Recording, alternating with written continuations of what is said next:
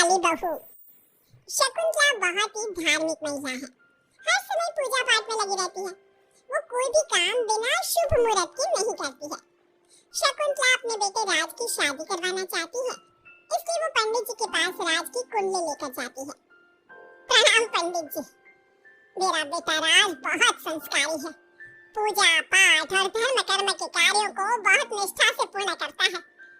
मैं अपने बेटे की शादी कराना चाहती हूँ, इसलिए उसकी कुंडली ले आई हूँ। शकुंतला पंडित जी को कुंडली देते हुए कहती है और पंडित जी कुंडली को ध्यान से देखकर कहते हैं, बेटे, तेरे बेटे का उज्जवल भविष्य है। इसका गृहस्थ जीवन भी अच्छा रहेगा, परंतु क्या पंडित जी? परंतु एक बात का विशेष ध्यान रखना होगा।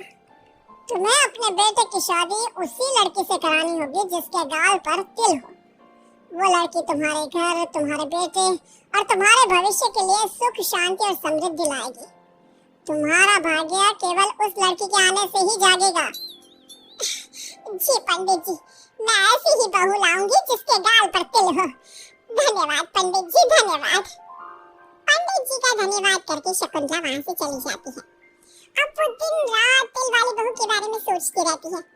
शकुंतला अपने बेटे का जहाँ भी रिश्ता लगाती तो उसकी एक ही शर्त होती कि तिल वाली बहू चाहिए, लेकिन उसे तिल वाली बहू कहीं मिलती ही नहीं। एक दिन अपनी माँ को इस तरह से परेशान देखकर राज कहता है, माँ, आप मेरे लिए तिल वाली लड़की क्यों देख रही हैं? अरे क्योंकि पंडित जी ने बोला है, वो तुम्हारे और इस घर के लिए भाग्यशाली साबित होगी। माँ, मैं एक लड़की से प्यार करता हूँ, आप मेरी शादी इस लड़की से करा दो ना। उसके गाल पर तिल होगा तभी मैं तुम्हारी शादी उससे कराऊंगी, नहीं तो भूल जाओ उस लड़की को। माँ की बात सुनकर राज को लगा कि माँ उसकी शादी कभी होने ही नहीं देगी, इसलिए उसने बिना कुछ सोचे समझे बोल दिया, माँ है ना, उसके गाल पर तिल है। सच में माँ, बहुत प्यारा तिल है। तू सच कह रहा है बेटा? अरे तो तूने मुझे पहले क्यों नहीं बताया? जल्दी से मुझे उस लड़की से मिलवा दे। ठीक है माँ, मैं बात करता हूँ उससे। अगले दिन राज रोशनी के पास पहुंचा और उसे सारी बात बताई। रोशनी ने सारी बात जानने के बाद कहा, राज, तुमने माँ से झूठ क्यों बोला? मेरे गाल पर कोई तिल नहीं है। अरे मेरे पास कोई और रास्ता नहीं था रोशनी, उस समय मुझे जो ठीक लगा मैंने किया।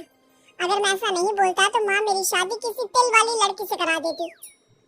माँ से इसे झूठ बोलना ठीक नहीं है।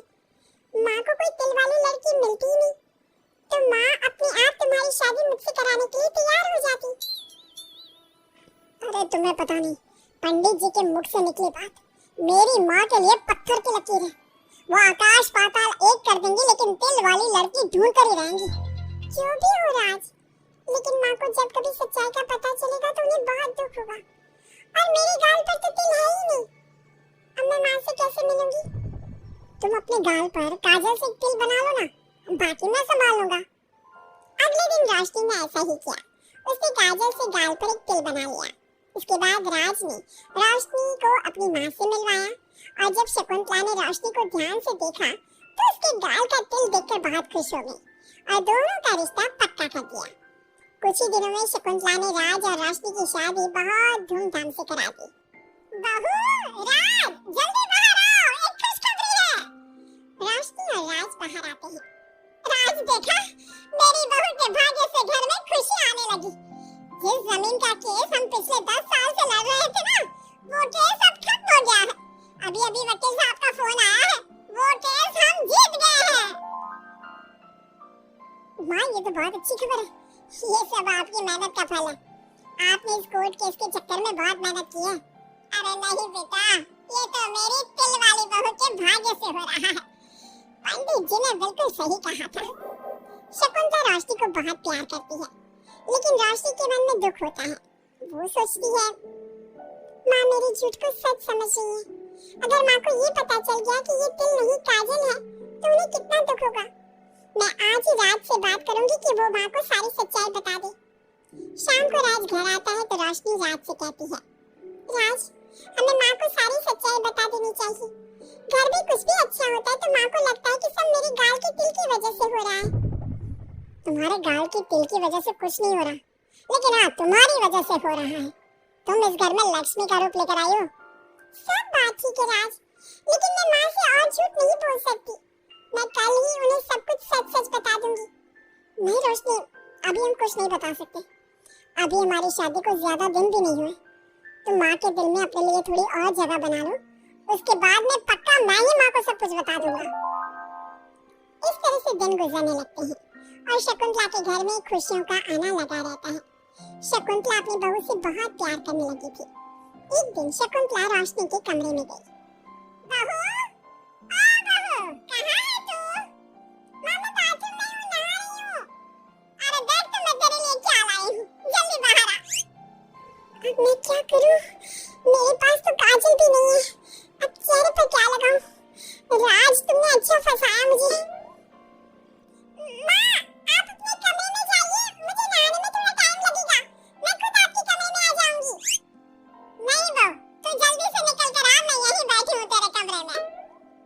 जब रोशनी को इस बात का एहसास हो गया कि उसकी सास कमरे से नहीं जाएगी, तो उसने अपने गीले बाल एक तरफ कर लिए और बालों से अपना आधा चेहरा छुपाकर बाहर आई। बहू, नहा ले तू। देखो, मैं तुम्हारे लिए नई साड़ी और गहने लाई हूँ।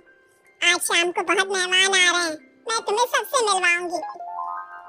मेहमान किस लिए आ रहे हैं माँ? अरे तुम्हें राज ने बताया नहीं बहू? हमारी कंपनी इस साल नंबर 1 की पोजीशन पर पहुंच गई है और ये सब तेरी वजह से हुआ है। चलो मैं चलती हूँ, मुझे शाम की बहुत सारी तैयारी भी तो करनी है। जब शकुंतला रोशनी के कमरे से चली गई, तब उसकी जान में जान आई। शाम को पार्टी में बहुत बड़े बड़े लोग आए थे। शकुंतला ने अपनी बहू को सबसे मिलवाया और उसकी खूब तारीफ की। पार्टी में सब लोग शकुंतला के सक्सेस का राज पूछ रहे थे, तो शकुंतला अपनी बहू और उसके दिल की तारीफ कर रही थी। एक दिन शकुंतला अपने बहू बेटे के साथ घूमने गई। आज हम घूमने आए हैं, तो देखो मौसम भी कितना प्यारा हो गया है। लगता है बारिश आने वाली है। शकुंतला के इतना कहते ही जोरों की बारिश शुरू हो गई। रोशनी और राज कुछ सोच पाते इससे पहले ही रोशनी के गाल पर काजल का तिल बह गया और शकुंतला ने ये सब देख लिया। अब शकुंतला के गुस्से की कोई हद ना रही।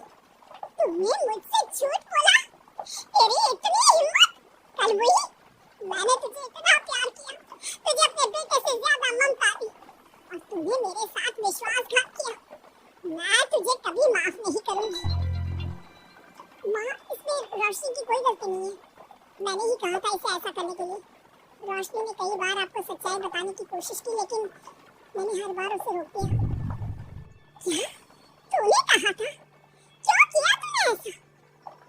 कितना बुरा दिन था वो जब मैंने तुम दोनों की शादी करवाई, और तुझे शर्म नहीं आई अपनी माँ को धोखा देते हुए? तो माँ, मैं और क्या करता? अब तो पीछे ही पड़ गई थी तिल वाली बहू के। आपको कोई लड़की भी तो नहीं मिल रही थी, और मैं रोशनी को बहुत प्यार करता हूँ, उसके बिना नहीं रह सकता। हाँ, तो अब इसी के पास रहे। मैं तुम दोनों की शक्ल नहीं देखना चाहती। ले जा इस झूठी और मनहूस लड़की को मेरे सामने से। माँ, कल तक तो रोशनी बहुत भाग्यवान थी, आज ये मनहूस हो गई। अपनी सोच बदलो माँ, चेहरे के ऊपर तिल होने से कुछ नहीं होता। आपने देखा नहीं, रोशनी के घर आते ही हमारे सारे काम पूरे हो गए। आज हमारी कंपनी नंबर 1 है। अब कब अंधविश्वास करना छोड़ोगी? बेटे के इतना समझाने पर माँ को समझ में आ जाता है कि वो गलती कर रही है। शकुंतला अपनी बहू बेटे को लेकर घर आ जाती है। अगले दिन शकुंतला रोशनी के गाल पर काजल से एक तिल बना देती है।